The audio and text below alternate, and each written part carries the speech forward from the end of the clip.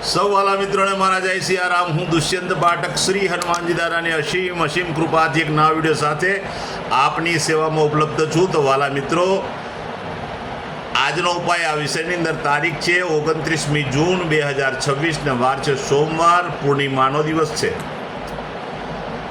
જ્યેષ્ઠ મહિનો ચાલી રહ્યો છે,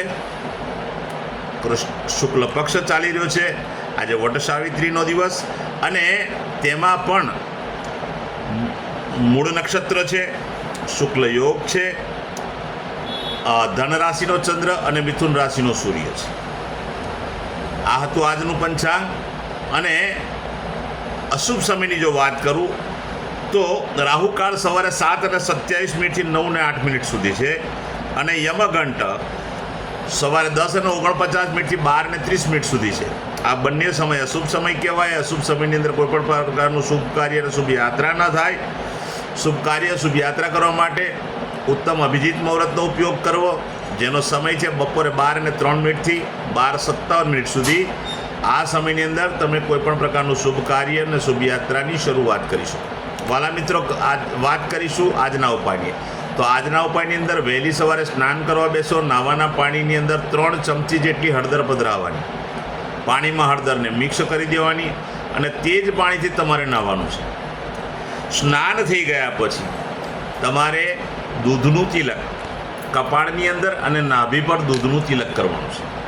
આટલું કાર્ય પતી જાય ત્યાર પછી સીધું સંધ્યા કાળે પશ્ચિમ દિશા તરફનું મુખ રાખવાનું અને શ્રી હનુમાનજી દાદાને એક કાગભૂષણની રામાયણજીનો પાઠ, એક હનુમાન ચાલીસાનો પાઠ દાદાને અર્પણ કરવાનો। રાત્રે સૂતા પહેલાં પોતાની જ પથારીમાં બેસવાનું, પલાઠી વાળીને ઓમ કૃષ્ણાય વાસુદેવાય હરે પરમાત્મને પ્રણત ક્લેશના આશા ગોવિંદાય નમોમાં આ મંત્ર યથાશક્તિ જપવાનો। આ તો આજનો ઉપાય।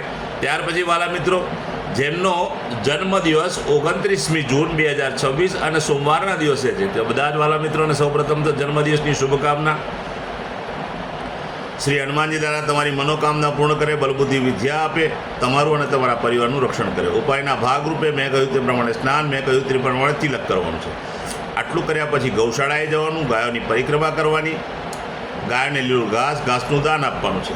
તમારે ત્યાં ભોજન બન્યું હોય તે ભોજન પણ ગાયોને અર્પણ કરવાનું, ગાયોના આશીર્વાદ લેવાના છે।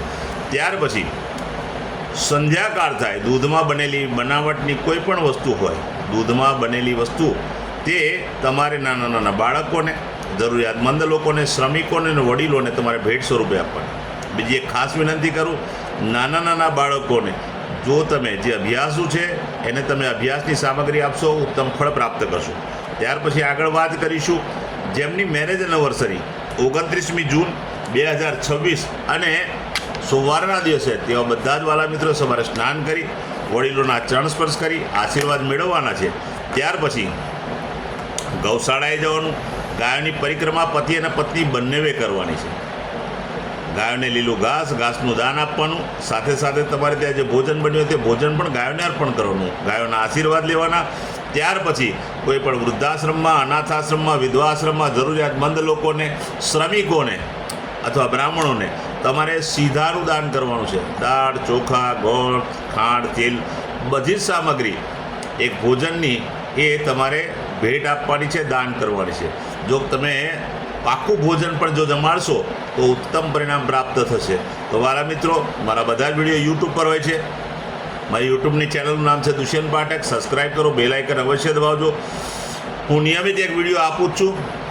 તમે બેલ આઇકન દબાવેલો હશે તો 100% તમારા મોબાઈલ પર નોટિફિકેશન આવી જશે, તમે મારો વિડીયો તરત જ જોઈ શકશો। અસંખ્ય લોકો મારો વિડીયો જોવે છે દેશ અને વિદેશની અંદર। દરેકને પ્રાર્થના કરું છું કે મારી ચેનલને સબસ્ક્રાઈબ કરજો અને બેલ આઇકન અવશ્ય દબાવજો। મારું ઇન્સ્ટાગ્રામ, મારું ફેસબુકનું પેજ, એનું નામ પણ દુષ્યંત પાઠક છે। મારા પેજને ફોલો કરો, લાઇક કરો અને પ્રાર્થના કરું છું મારા બધા વિડીયોને શેર કરો। કારણ કોઈ જરૂરિયાતમંદ વ્યક્તિ જે સંઘર્ષમાં ફસાયેલો હોય એ આ મારો વિડીયો જોશે અને ભગવાનની કૃપાથી એ ઉપાય કરશે તો એ સંઘર્ષમાંથી બહાર નીકળશે। દરેક દિવસે હું પ્રમાણિકતાથી એક વાત કહું છું કે એક વખત મારો વિડીયો જોવાથી કે એક વખત ઉપાય કરવાથી તમને કોઈ પરિણામ નહીં મળે। નિયમિત મારો વિડીયો જોવો પડશે, નિયમિત મારો કયા બધા ઉપાય કરવો પડશે। તમારા જીવનમાંથી સંઘર્ષ દૂર થઈ જશે, તમારા ગ્રહો બેલેન્સ થશે। નવા વિડીયોમાં ફરીથી મળીશું। આપ સૌને મારા જય સિયારામ।